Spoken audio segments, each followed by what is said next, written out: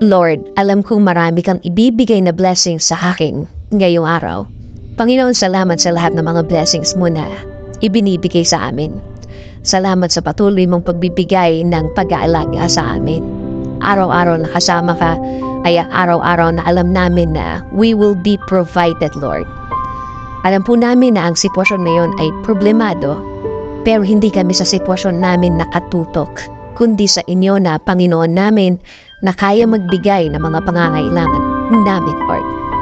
Alam namin na hindi na magtatagal ang aming sitwasyon at makikita at marireceive na namin ang mga bagay na ipinagdadasal namin na magbabago ng aming mga kinakaharap ngayon.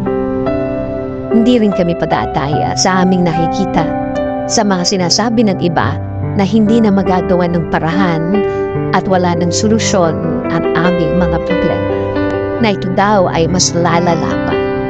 Na ito daw ay mas gagrabe pa.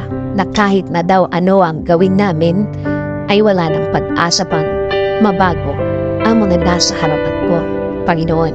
Kung salita nila ang aming pakikinggan, kung mga sinasabi nila aming iisipin, Lord, para ko lang pinahina ang aking faith sa inyo, Lord.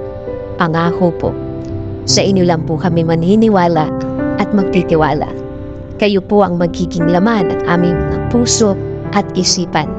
Sa salita niyo lang kami maniniwala at hindi ang sa kanila. Kaya ngayon, Panginoon, ngayon pa lang, salamat na po sa inyong mga naibigay sa amin. Salamat po sa mga provision mo sa amin. Salamat sa mga biyaya na ibibigay ninyo, Lord. Kasama din po ng pasasalamat ng mga ibibigay niyo sa akin at sa amin, Panginoon.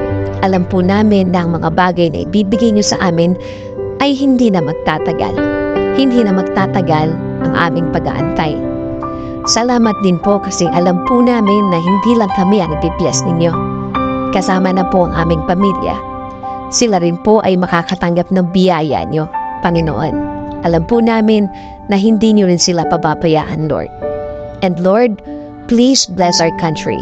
Kayo na po, Panginoon, ang bahala sa aming bayan. Please bless our government officials, Lord. Lead them and guide them always. Provide them with more wisdom. Give them the strength that they need, Lord. Lord, maraming salamat sa lahat. Sa lahat ng inyong ibinigay at ipipigay sa aming sarili, sa aming pamilya, at sa aming bayan. This is our prayer. In Jesus' name, Amen. Sabi niya sa Psalm 7:17, I will give thanks to the Lord because of His righteousness. I will sing the praise